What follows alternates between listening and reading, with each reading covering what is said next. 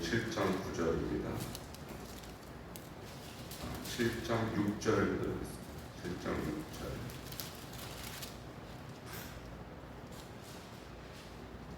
함께 세 번 읽도록 하겠습니다. 시작. 너는 여호와 내 하나님의 성민이라.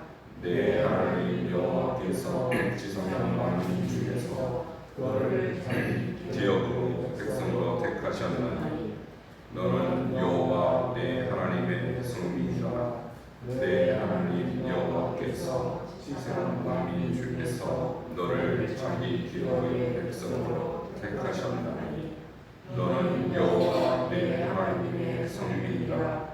내 하나님 여호와께서 지상 만민 중에서 너를 자기 기업의 백성으로 택하셨나니. 아멘.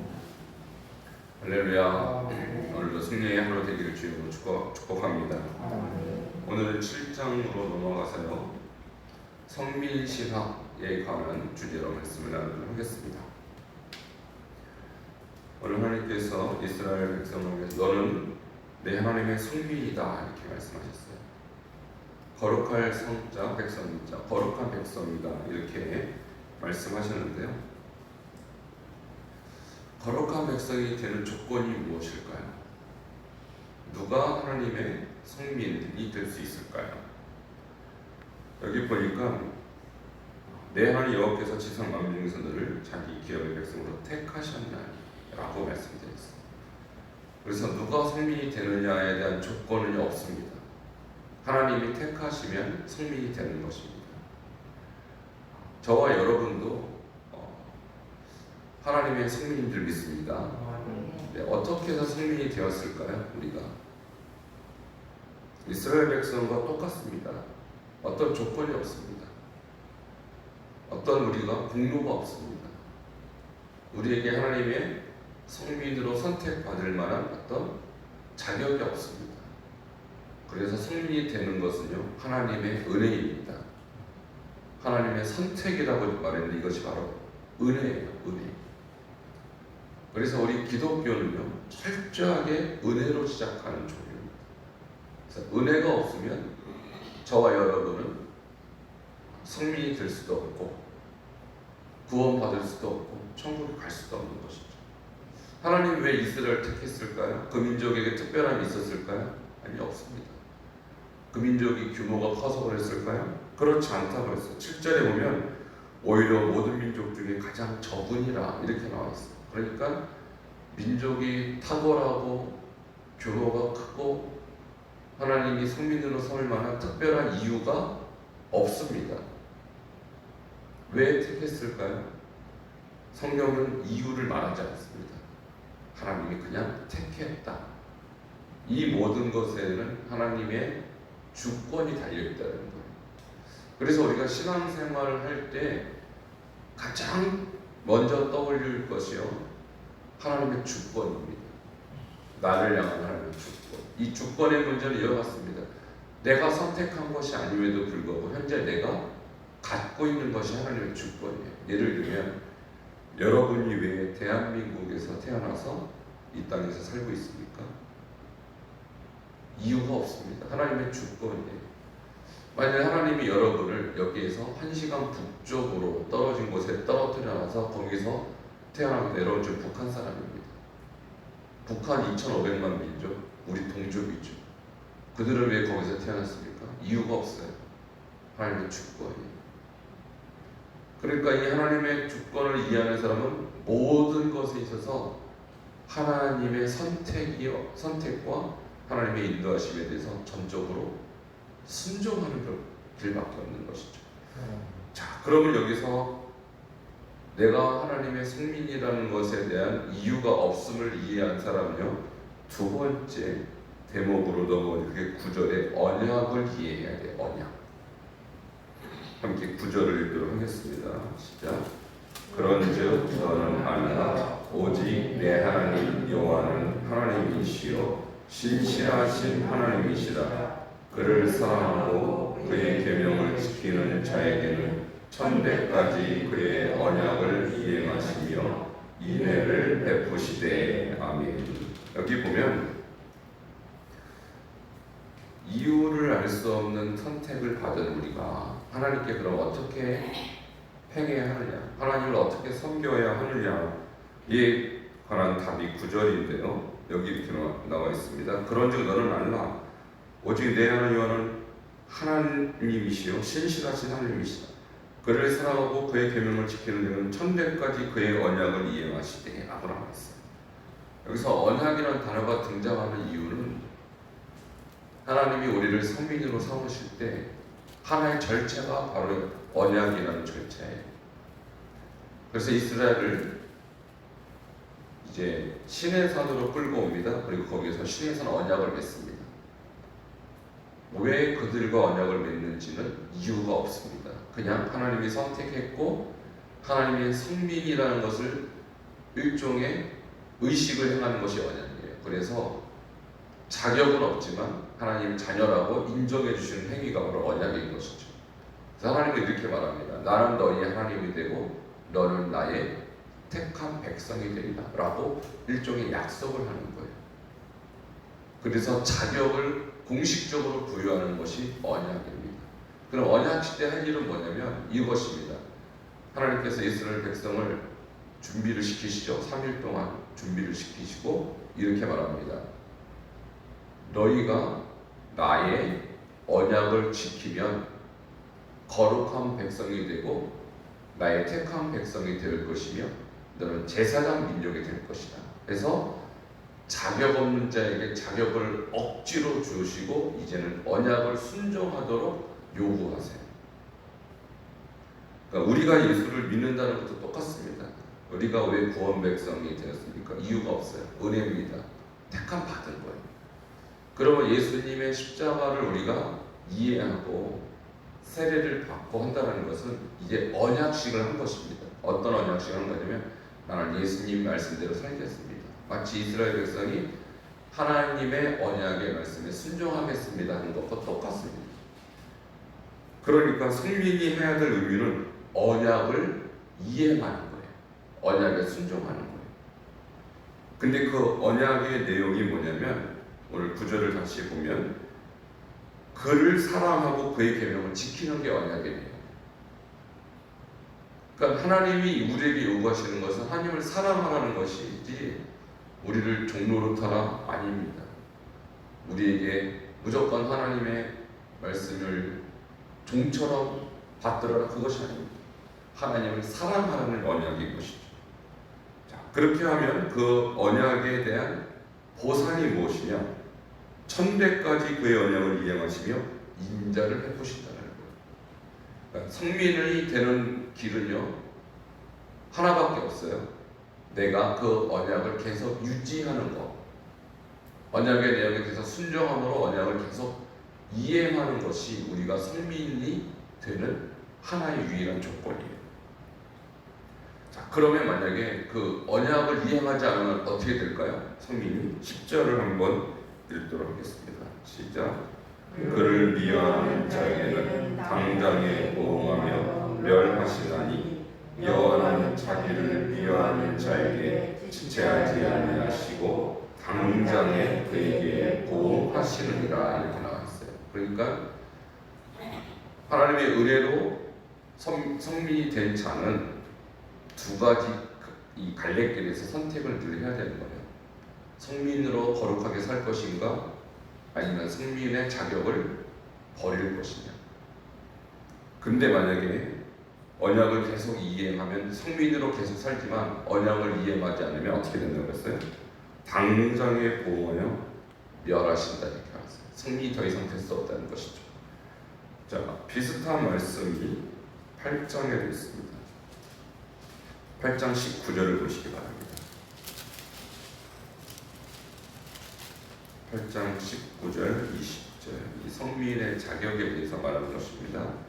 같이 읽겠습니다. 시작. 내가 만일 내 하나님 여호와를 잊어버리고 다른 신들을 따라 그들을 섬기며 그들에게 절하면 내가 너희에게 증거하노니 너희가 반드시 멸망할 것이라. 여호와께서 너희 앞에서 멸망시키실 민족들 같이 너희도 멸망하리니 이는 너희가 너희의 하나님 여호와의 소리를 청종하지 아니함이니라. 아멘. 우리가 성민이지만 하나님과 맺은 언약을 지키지 않으면 반드시 어떻게 한다 그랬어요? 멸망할 것이다. 여러분, 이 말씀이 이스라엘 백성에게만 국한된 말씀일까요? 아니면 오늘날 21세기를 살아가는 우리 성도들에게도 적용되는 말씀일까요? 이 말씀은요, 시대를 불문하고 똑같이 적용됩니다. 그런데 안타까운 것은 이 말씀을 사람들이 모른다는 것. 성도들, 하나님의 언약 안에 들어있는 사람은 언약을 지킬 때만 성민입니다. 근데 이 언약을 버리는 즉시 하나님이 반드시 멸망시킬 것이다. 이 말씀을 사람들이 믿지 않아요. 성경은 역사합니다. 구약 백성이 어떻게 됐습니까? 광야에서 이 말씀대로 지키지 않아서 멸망당했습니다. 그리고 이건 이 세대에게 너희 부모들 세대를 봐라 어떻게 됐는지. 그리고 또 말씀을 또 선포합니다. 언약대로 살아라. 지키지 않으면 반드시 멸망합니다. 이 세대가요, 가나안 땅에 들어갔습니다. 근데요, 여러분 아시다시피 가나안 땅에서 바알을 섬겼습니다. 하나님 어떻게 했었습니까? 멸망시키셨죠. 그 결과 바벨론에, 아수르의 포로로 보내버립니다. 그리고 로마 제국의 지배를 당하게 합니다. 하나님 말씀대로 해가세요. 그래서 우리가 그러면 어떻게 살아야 하느냐? 다시 7장으로 돌아갑니다. 다시 7장 12절을 보시기 바랍니다. 12절 같이 읽겠습니다. 시작.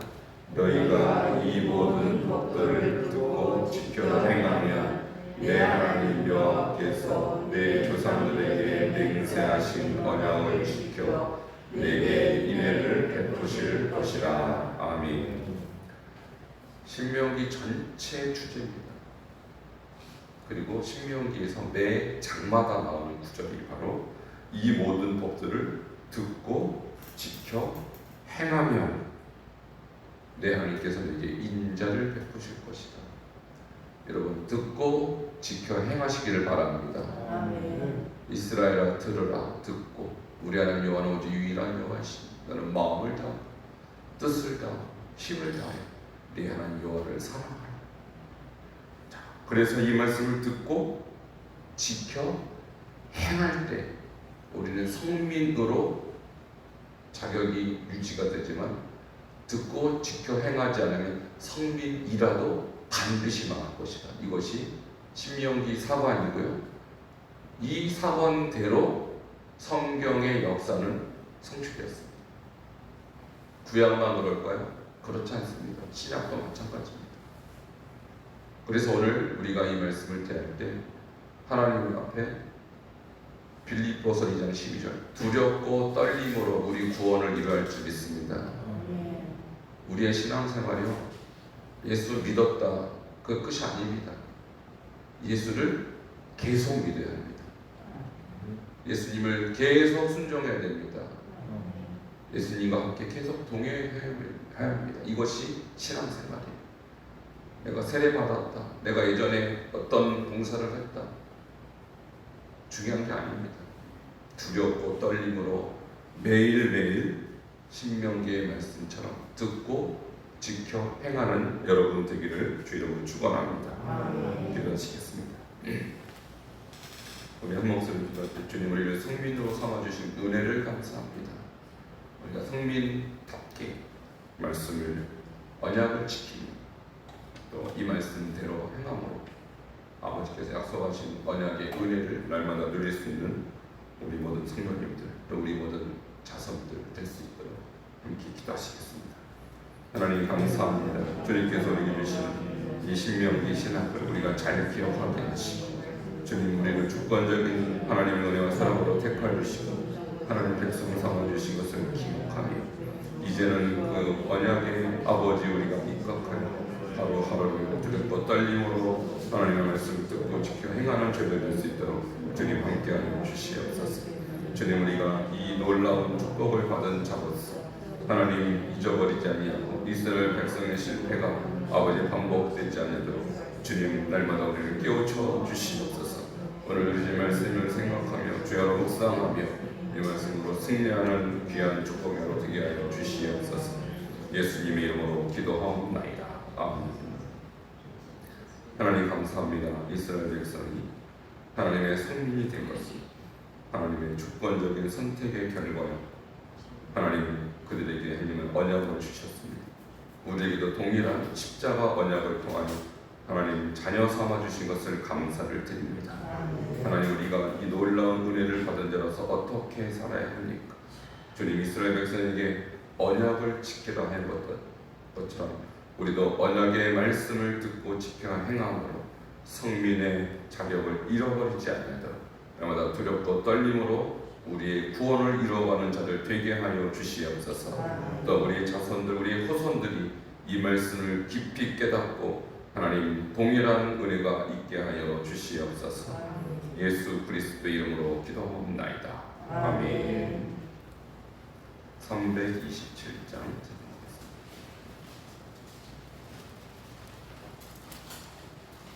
327장입니다.